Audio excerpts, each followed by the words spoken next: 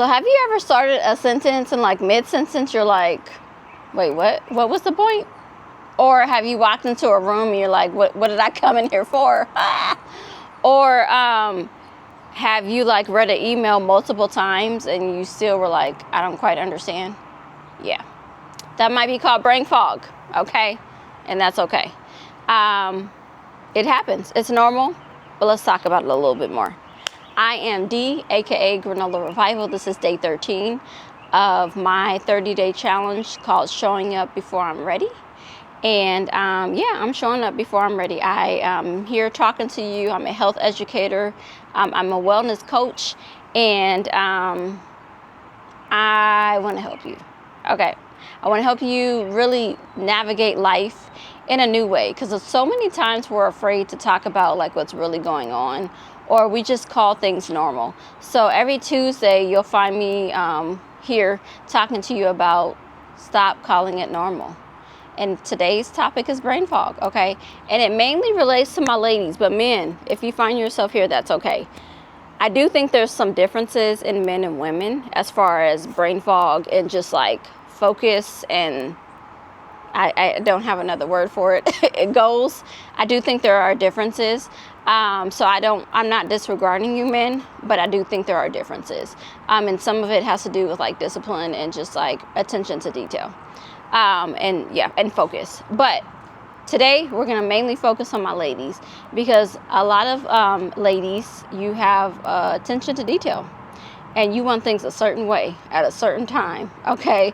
And sometimes as we age, it just stuff changes, okay? It changes. And where we were focused, we're not anymore, okay? Now I will say, it's not for everyone, okay? So if you don't find yourself here, that's fine. But if you see yourself or you see another family member in this, then that's where that's where you land. So I want you to not tune out, but I want you to just understand. I am an educator. I am not a doctor. I am not a practitioner. I don't diagnose, okay? So just know that. I help you. Once you talk to your practitioner, then I help you through the steps of like, okay, what did they say? Let's work on the goals and make those changes, okay? So with that, I just want you to know that number one, brain fog is common, but it doesn't have to mean it's normal, okay? It does not have to mean it is normal. And it doesn't mean that you can't get help.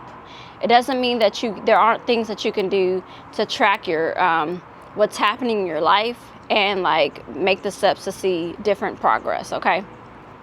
That's number 1 point. Number 2 point is like there are checkable causes, okay? How's your sleep? How are your hormones, okay? How is your stress load? How is your thyroid? You know, I'm pointing here. Thyroid is in here. I'm not a full doctor. I've taken some courses. You know, how are your what medications are you taking? What about your nutrition? Are there gaps in your nutrition? Okay, all of those matter. And so I just want you to know that they matter. And as we age, things change. And what used to be like normal and the things that we used to be able to do and take and eat, they may shift. And you may have to make those changes also, okay? So that happens. And so it's important for you to know, especially probably once you reach like age, like I'll say 35. And I know that seems young, but some people reach perimenopause at as early as 32 actually. But I'll say 35 as a number. But really for a lot of women, it happens like after age 40, 45, 50. Okay. But it really is like the spectrum is broad, especially when it relates to my women. Okay. So just know that like you're not alone. Some of the things that you're going through are common. Don't be afraid to speak up because they're common. I have had that too. Like now I will say I am a person who used to work in very high activity environments. And so as I learned that I function best by like shifting through what's really important and what's not important. Okay. Now there was a lot of things that were important, but there was a lot of things that were not important. And so like the color of my toenails is not as important as like the soul of a person. And I can go into more detail in the future, but like there were some things that I was like, that's not really important to me. You know, that's not going to change like the direction of my day or my life. So I got to let that go. And so some of that I've held on to. And it's been a struggle even for people in my family, for some people in my family, because they're like, you never remember anything. And I'm like, well, that wasn't really, like, that's not as important for me to remember as it is other things. Like, look at, and I'm going to use a male as an example, but look at Steve Jobs. If you're familiar with Steve Jobs, he has gone on, he's passed away, but like he wore the same like outfit, uniform, same type of wardrobe every day. And what I read about him is he wore that because he was like, I don't have to think about that. That's one less thing to make a decision on, to think about on a day. Okay. And I get it.